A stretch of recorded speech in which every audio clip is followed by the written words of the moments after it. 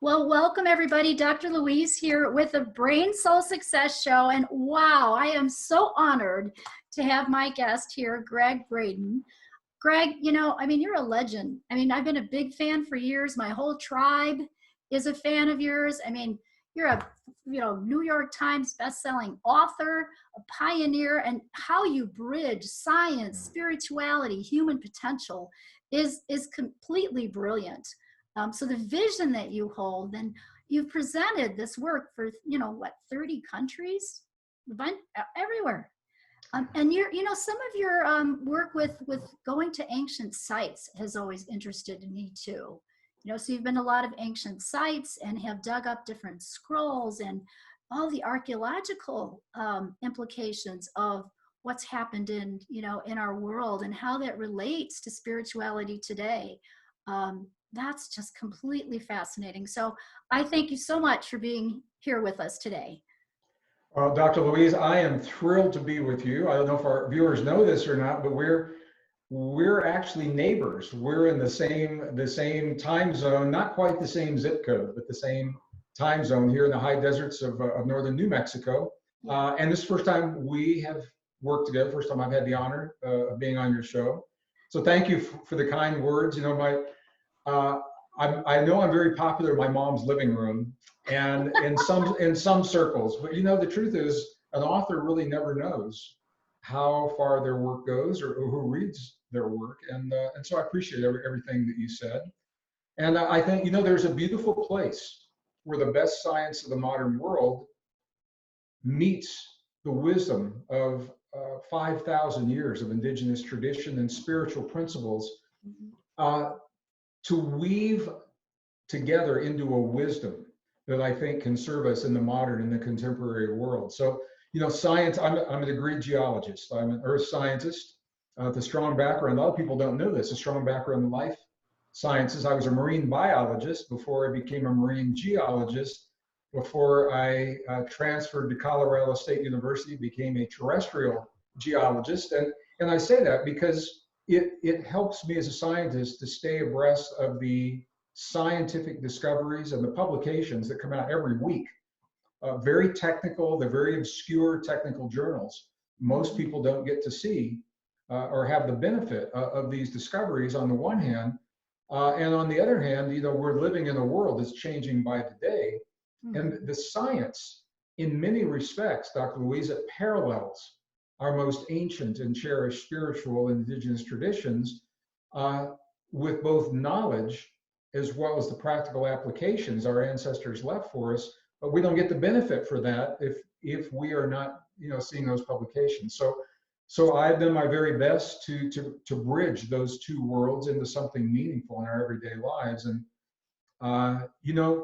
we're living in a very strange world right now, and everything that me and you and so many of these other my colleagues, Bruce Lipton, Joe Dispenza, Lynn McTaggart, Anita Moorjani, the HeartMath Institute, so many people, it's prepared us exactly for times like this because we're made to adapt to the kinds of changes we're seeing in our world. And I think that's a message that's being missed in a lot of the circles today. You know what? I love that message. You say, we're made for times like this.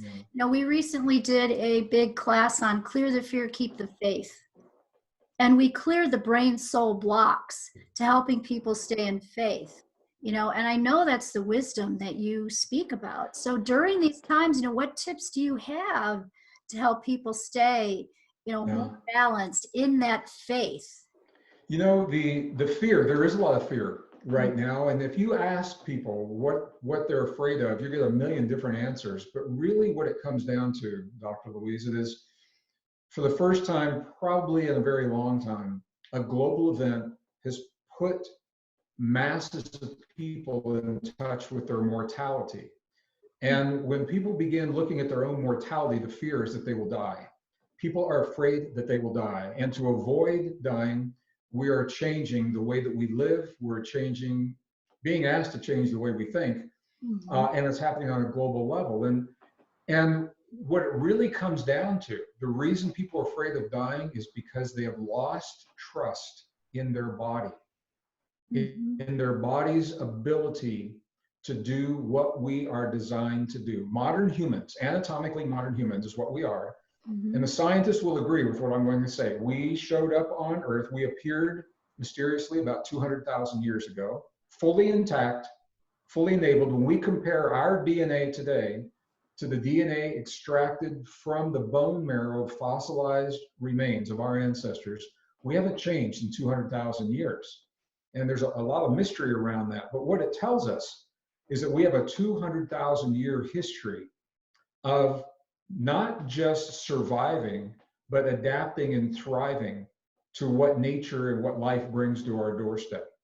So Mm-hmm. there's a lot of controversy, a lot of question about where COVID-19 comes from. Where does the core of this pandemic, where did it originate? That's a conversation, for another time. But what I know, it's a conversation we need to have.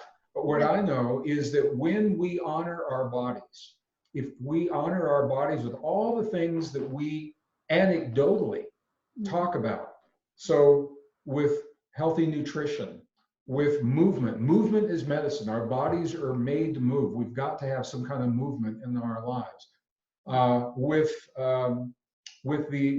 good sleep, and with the ability to lower stress levels, all of those directly impact the immune system and our immune response. So the question for all of us really is, we ask ourselves every day, do I love myself enough to give my body what my body needs to be at its best, always and especially in this time of this global pandemic? And if the answer is yes, that informs the way we live our lives. And if we're honest with ourselves and we say, no, I could probably eat a little bit better, or maybe I need more regular sleep, or man, I need a little bit more exercise.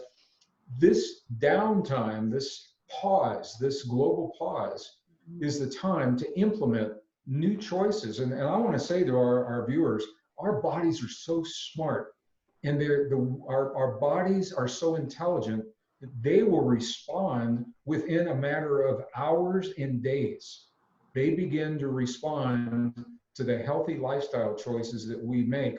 In the past, people have been ridiculed. They've been called health nuts. And I'm not saying you have to go to an extreme, Right. but if we can eat less processed food, more food that comes from the earth, in movement, it doesn't have to be heavy calisthenics, but a walk in nature, a brisk walk in nature. Or if you can't get outside because of the lockdown, yoga, floor exercise, stationary bicycle, anything to allow an elevated heart rate. Our immune system responds to those things. And when we make those changes in this global pause, when the pause is lifted, the challenge will be to maintain those in the life that we're returning to. And for me, this is the beauty of where we are. There's a new world out there. Yes. It doesn't exist yet because we're building it right now. What will that world look like? It's being determined by the way we respond to what life has just brought to our doorstep. So it's a long answer to a short comment, but I wanted to kind of lay that foundation so we can tie into it as we go through our No, that's media. beautiful. That's beautiful. I have totally felt that too. Just before we got on the call, my blender was delivered. Yay, my blender blew up. Wow. So I can make my smoothies again. I'll be right over. over. Oh, absolutely. No, absolutely. We want to take this pause to change those habits. I've been encouraging people to also change their spiritual habits right now, as well as their exercise and their, in their eating. And you have a new book out called The Wisdom Codes, which totally speaks to this. And I have to just tell you, I was so fascinating because I use codes in the field. The codes I use are numbers. I thought it was going to be numbers, and it's not. And I love this book, Gregg. I want you to speak to it. So, what was your inspiration for writing the Wisdom Codes? And it's about the words. It is. Well, this is one of those places where science and ancient wisdom and spirituality all come together in a very beautiful way. I'm a scientist, as I mentioned, a degree geologist, but I've spent a lot of my adult life. I began as a geologist going into geologic sites, but I quickly learned that the wisdom traditions in those sites was as interesting, as fascinating, if not more, than the geology. So I've spent the bulk of my adult life with indigenous traditions throughout the world, and I've led groups into many of these. I continue to into places with the shamans in the Andes Mountains, the southern Andes of Peru and the Altiplano of Bolivia. I was taking groups for many years into the highlands of central China and Tibet, into the monasteries and the nunneries, 12 monasteries and 2 nunneries over 26-day trips, into Egypt, into Nepal and India, and all through the American Desert Southwest. And as diverse as the cultures were, Dr. Louise, what I found was that there were common themes among these cultures. And one of the themes is that when people found themselves in difficult times, in times of loss, when they were really hurting from loss, or in times of fear, when there was something in the world, not unlike what we have right now, that elicited tremendous fear, or they felt they needed protection.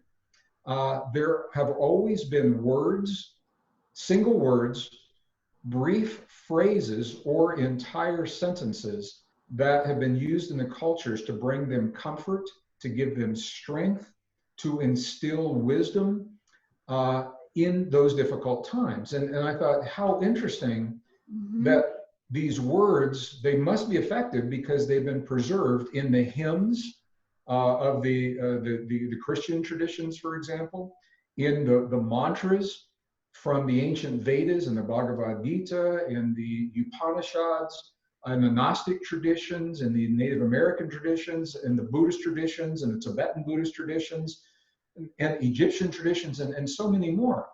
So I began looking into this, and this is where the science comes in, because only recently has the science now showed that the words we speak determine not only how we think, how we solve our problems, and the kinds of relationships that we create in our lives. The words determine not only how we think, but the words determine what we're even capable of conceiving, what we're even capable of thinking about.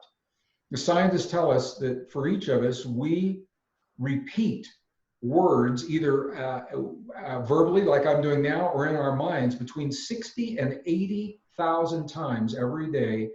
We use words to convey our perceptions and our feelings about what's happening in the world. And now we know those feelings actually determine how the neurons in the brain, and now we know there are neurons in the heart as well. So the words determine how the neurons wire and fire. And this is why the word codes have been so powerful consistently over such a long period of time, because we are changed in the presence of the word code. So this little book, I just got my copy in the mail. This little book was my opportunity to bring together disparate and diverse word codes from different cultures, to catalog them under chapters that are called protection and fear and loss and things like that, so that we can go quickly to the words that are time proven, time tested and time proven in these different cultures to help us in times of need. So each chapter, there's a consistent structure in each chapter. It's got the code itself, what the words are. It could be a brief phrase or a chant or a mantra or a hymn, or from the Psalms and the Christian traditions or whatever, where they come from, so people can go and check it out for themselves. My commentary on my experience, because I've used these and I continue to use them in my life, and then how we apply it in our own lives. So that is the essence of what this little book is all about. I just love that, Greg. I just have to tell you, I am just enthralled with this. There was, I think it was the Wisdom Code 3, the chapter on the Lord's Prayer. And you talk about the lost gospel of Quell, or Q. Q, yeah. And I found that completely fascinating. Can you speak, so there's a lost book apparently, right, that had the Lord's Prayer in it? There are so many lost books. Well, first, I'm happy to do that, and I want to back up because you mentioned that you work in numbers. What I did not say in Wisdom Codes, I probably should have called this Wisdom Codes Book 1. Okay. because there were so many codes that I sifted through to create this first book. And that means a lot of codes were left out. And a lot of the traditions, and every one of these codes can be converted into a mathematic code, a numeric code. And some cultures do that, such as the Hebrew traditions through what's called gematria.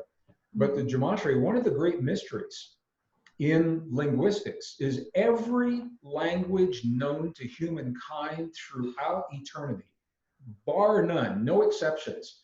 Ancient cuneiform, ancient Egyptian, the Arabic traditions, the Hebrew language, these are called the root languages, Sanskrit, as well as the modern languages. For every one of those languages, every letter has always been associated with a mysterious number that never changes. No one knows for sure where the numbers originated. There are theories. They don't know where those numbers originated. And where this gets interesting is because we can assign different meanings to the words that are created, but the numbers never change. And so the numbers give us a consistent code from the beginning of written language from humans. And I just wanted to share that with you. There is a level of the wisdom codes that is based in numbers, that is mathematical. Oh, you know what? I mean, okay, so here's how this relates to what I do. So I'm so excited about this because I do codes in the field, and my teacher got those codes from the Bible. She downloaded them from the Bible. And what they do is they change the brain and the energy field. Yeah. And they are related to the universal language of math. Yeah. It's yeah, well, that's why it's so different. And I think that's why these codes have been, there's been an effort to preserve them in many different ways. So you touched upon one of those. There are places where the codes are so powerful that they have been hidden and preserved only for scholars who understood how to recognize them, so they could not be destroyed, for example, by the Catholic Church in the 4th century, when they edited the canon of what we call the modern Bible. As good as our modern Bible is, the Christian Bible, we know it's incomplete because the discoveries in the 20th century of the Dead Sea Scrolls, the oldest records of the Old Testament, the Nag Hammadi Library, the oldest records of the New Testament, they fill in the gaps and they tell us what books were edited by the patriarchy of the Catholic Church in the 4th century. So for just a beautiful example, people ask me, Gregg, and you know, we're speaking about Christian and traditions, but it's not about the religion. This is about the history. And one of the questions has always been, where are the women? Where are the women, the female scholars in the 3rd century? Why don't we have books of the Bible by women? Well, there were.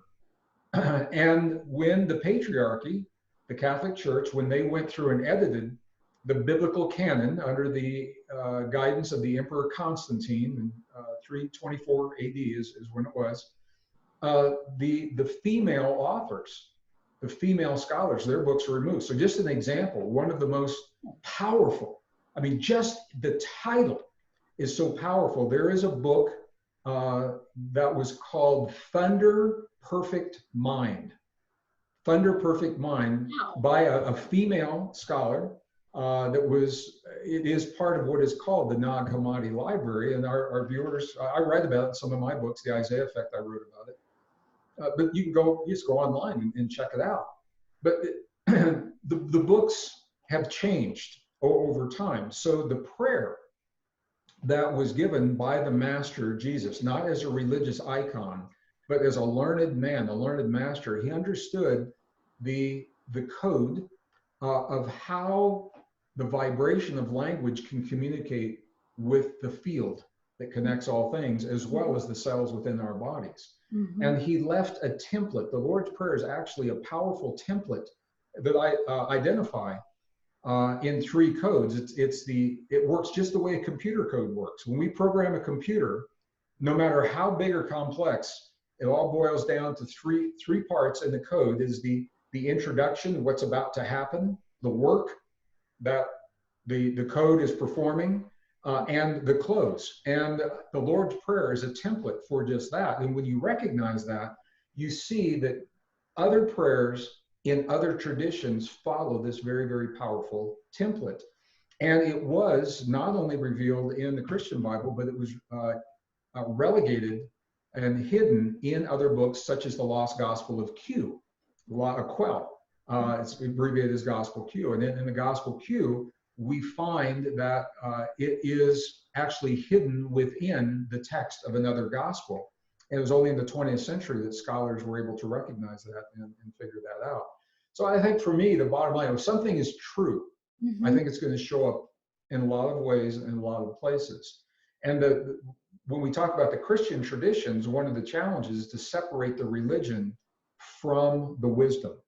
And there is a deep, deep wisdom, as well as a religious principle, as well as a spiritual principle. And they all come together in the words that we use. So that is one of the codes, but I also talk a lot about, we live in the American Desert Southwest. I talk about Native American wisdom codes, the beauty prayer of the Navajo. Yes. For example, a beautiful example, the original prayer that I do offer in the book, it's a lengthy prayer, probably too much to say quickly in times of need.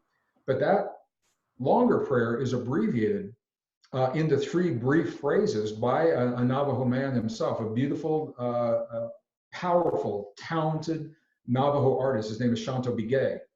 And he condenses the prayer into 3 phrases: the beauty that I live with, the beauty that I live by, the beauty upon which I base my life. And I use this prayer. I've said this to myself at least once a day since I discovered this for myself almost 30 years ago. Wow. And what it says, that let's just break it down quickly. The beauty I live with tells us that beauty already exists in all things. We don't have to create it. Our job is to seek it out, is to find it, is to recognize the beauty in what life brings to our doorstep. Number 1. Number 2, the beauty that I live by is the invitation to allow the beauty that already exists to inform our worldview, to inform the way that we choose to see our relationships, how other people treat us, how we treat other people, what's happening in the world. The beauty upon which I base my life is the invitation to allow beauty to be more than an aesthetic of that we experience when we witness something, to allow beauty to be a foundational principle, the lens through which we choose to see the world and life. We can't always change what happens in the world around us. We have absolute total power to change what happens within us. That's the beauty of being a self-regulated being. We have the power of self-regulation, biological self-regulation. So what the science tells us is, in the presence of beauty, we are changed. When we perceive beauty, either in an object or in an action, we think and feel differently. That difference actually triggers a chemical reaction in the body. It creates what are called neuropeptides.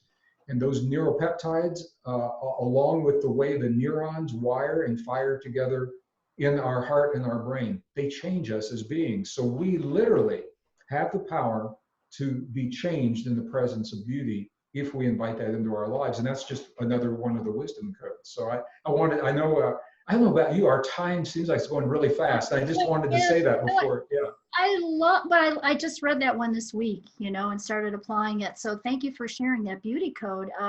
It totally relates to where we are right now. So just kind of, I know we have to wrap it up here soon, but Gregg, can you speak a little bit to how maybe that can apply to our lives right now, and what people, almost a tip of what people need to be doing so that they can stay in a positive mindset right now?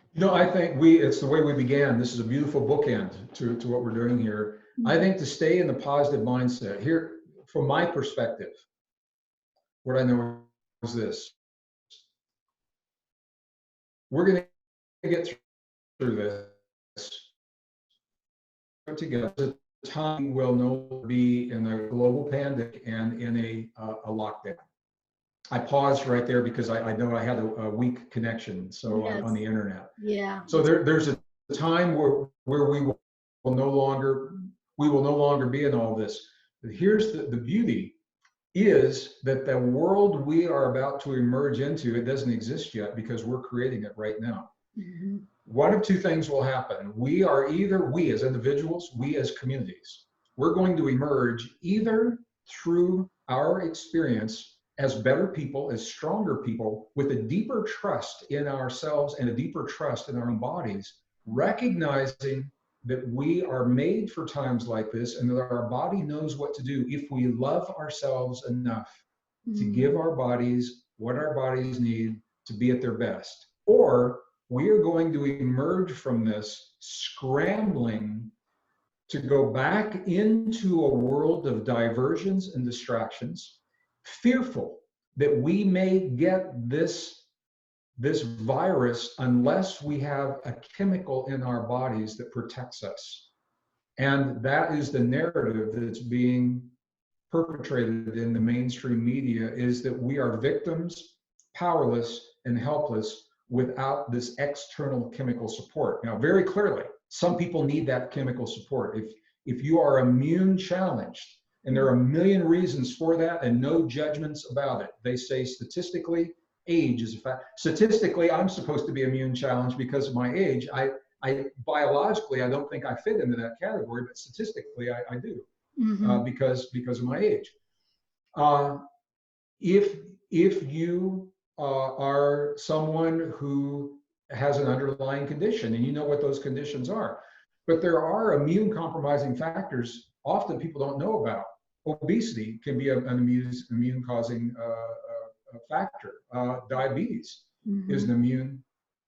an immune depleting factor is the word I want to use.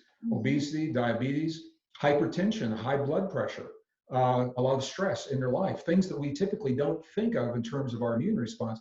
So we have to be honest with ourselves Sure. and say, do we fit into these? If we do, by all means, take all the precautions, stay locked down until you feel like you're ready. And if you need that chemical support, if you need the vaccine, if you need any of those other things, that's why they're there. Here's the difference. If we can use them to get us through a difficult moment in time, that's very different than becoming dependent on them as a crutch to live our lives, because our bodies are stronger when we honor our bodies through all the things that we're talking about. So it's common sense. And what you said is a very powerful part of this. It's our inner environment as well, thoughts, feelings, emotions, beliefs. And this is where meditation, Mm-hmm. even a few minutes of meditation relieves the stress in the body, and it can continue that relief for many hours after that meditation is finished. So a lot of this, Dr. Louise, it's going to be an exercise in self-honesty and being very clear about where we are in the way that we live our lives and treat our bodies, and what we can do, the improvements that we can make, not judging the past. We have to say the past worked well enough to get us where we are right now. So it worked, but the world changed. So now we have to let that past go and move from this point forward. And this is where new choices, man, they can make a difference so fast in your body and in your life. And this is the invitation, I think, that's up for all of us right now. I totally agree. As soon as we make that choice and you start to make different changes in your lifestyle, you will see the results of that right away. It reminds me of when I first moved to Taos. There was a gentleman that said to me, the mountain is going to speak to you. It's either going to pull you in or spit you out. And we have an opportunity right now with what's going on globally to take a look at ourselves. You said, be honest with yourself. To take a look at yourself and look at what changes you need to make, and get some help making them if you need some help, but make them. I'm in there with I'm not immune to these. I'm in there with everyone else. I'm evaluating my life and what has changed for me. Mm-hmm.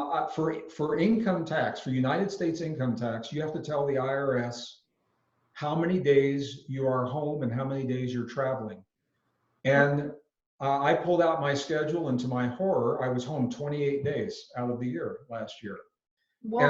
And I appreciate all of the opportunities, but I recognize that I'm making concerted effort to travel a little bit less, to spend more time in the beauty of the high desert of northern New Mexico, Yes. so that I can appreciate that. And that's one of the things I'm working in my life to be able to make those changes right now. So and more walks outside. I've had the opportunity to go outside every day for the last 8 weeks and do a hike in the wilderness adjacent to our property here. And I'm finding that I really appreciate that. And I'm better, I'm stronger, I feel better. And that's the feedback mechanism for me. That's a message. So I know our time went really fast today, Yeah. Dr. Louise. When this is over, I'm going to come to your city. I'm going to give you the moon boosting hug for our interview, Oh, I okay? know. I miss hugs so much. Well, I would actually love to invite you to one of our events if you'd love to come. You know, we're not that far apart. You're right there. It's not that far. We would love to have you. Yeah. I would be honored. Check the way that you set this up. Talk to my office and talk to me directly, and I would be honored. I'd be honored. Oh, that would be so awesome. That would be so awesome because there's more wisdom. I can feel it, and more questions. You are so, you know, you're just empowering, just empowering. So thank you for your empowerment today and your wisdom and your messages. And it was just a gift to be with you. And you know what? I'm going to be thinking of you when I'm on my hike too. So we will connect sort of etherically in the mountains here of New Mexico. Thank you, Dr. Louise. I just want to thank you for the work you're doing and for the community that you've created. You're a hub for this community. And I really appreciate the opportunity to be with you today. I look forward to our next. Yes, absolutely. I'll reach out again All right. and Thank have you. fun on your hike later today. Thank you. Okay, bye. Bye-bye.